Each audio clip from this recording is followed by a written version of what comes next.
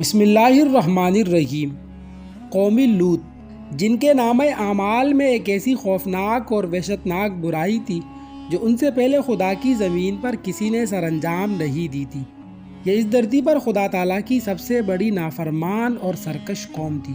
یہ قوم اغلام بازی یا لونڈے بازی جیسے لعنت میں بری طرح مبتلا تھی۔ خدا تعالیٰ نے ان کی طرف ان کی قوم کے ایک فرشتہ صفت انسان حضرت لوط علیہ السلام کو نبی بنا کر بھیجا۔ پیغمبر حضرت لوط علیہ السلام کے والد کا نام حران تھا، جو کہ حضرت لوط علیہ السلام کے بچپن میں ہی انتقال کر گئے تھے۔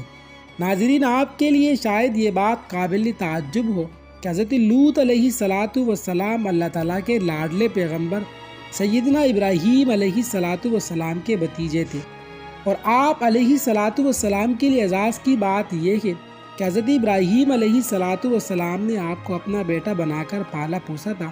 حضرت ابراہیم علیہ السلام پر سب سے پہلے ایمان لانے والے بھی آپ ہی تھے۔ حضرت لوط علیہ السلام کی جائے پیدائش عراق کا قدیم شہر اور ہے۔ یہی شہر حضرت ابراہیم علیہ السلام کا مسکن بھی تھا۔ حضرت لوط علیہ السلام مصر میں نبوت سے سرفراز ہوئے۔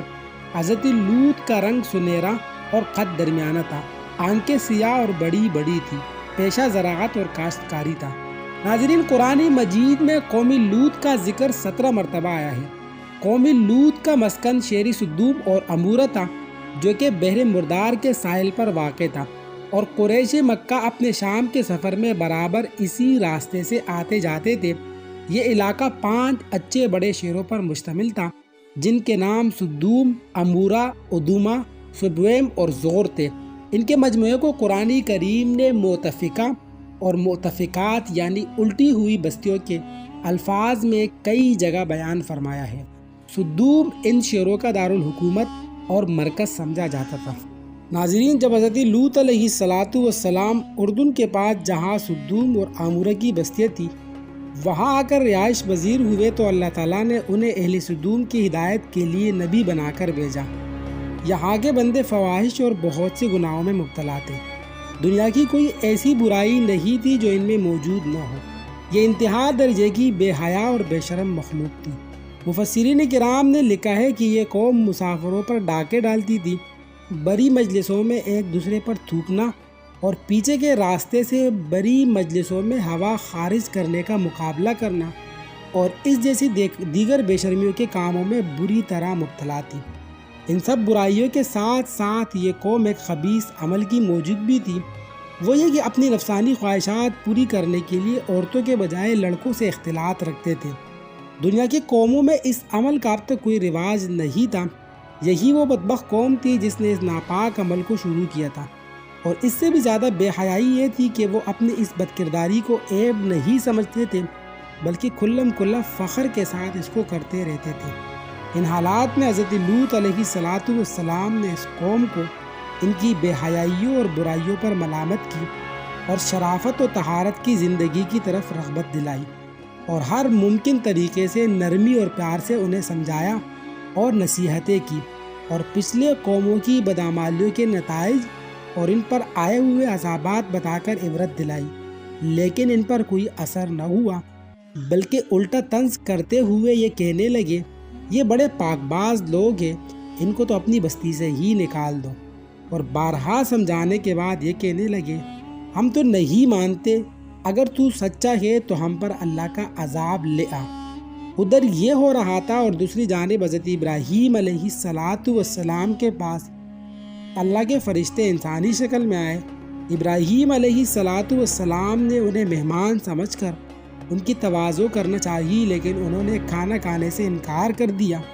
یہ دیکھ کر حضرت ابراہیم علیہ السلام یہ سمجھے کہ شاید یہ کوئی دشمن ہے جو حسب دستور کھانا کھانے سے انکار کر رہا ہے، اور پریشان سے ہو گئے۔ تو مہمانوں نے ان سے کہا کہ آپ گھبرائیے نہیں، ہم اللہ کے فرشتے ہیں، آپ کے لیے بیٹے کی بشارت لائے ہیں اور قومی لوط کی تباہی کے لیے بھیجے گئے ہیں۔ حضرت ابراہیم علیہ السلام نے فرمایا، تم ایسی قوم کو ہلاک کرنے جا رہے ہو جس میں لوط جیسا خدا کا برگزیدہ نبی بھی موجود ہے؟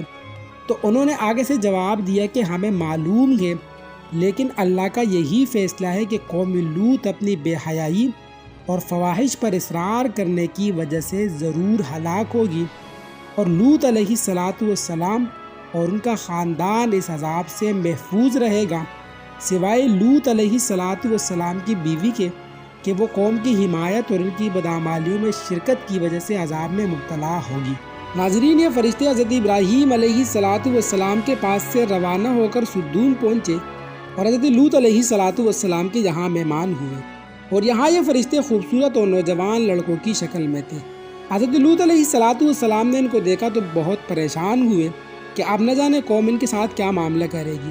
ابھی وہ اسی پریشانی میں تھے کہ قوم کو خبر ہو گئی اور حضرت لوط علیہ السلام کے مکان پر چڑھ گئے اور مطالبہ کرنے لگے کہ ان کو ہمارے حوالے کر دو۔